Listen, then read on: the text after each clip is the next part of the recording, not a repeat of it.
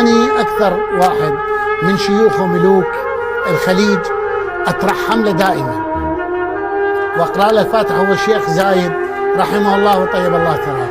تدري الشيخ زايد إيش قال المرحوم جابر الله يرحمه؟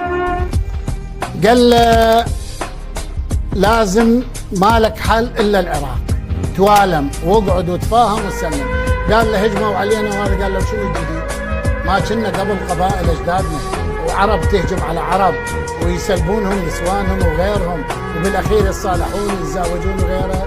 تصالح ويا العراق ولا تضيع العراق، إذا ضاع العراق ضاع الخليج.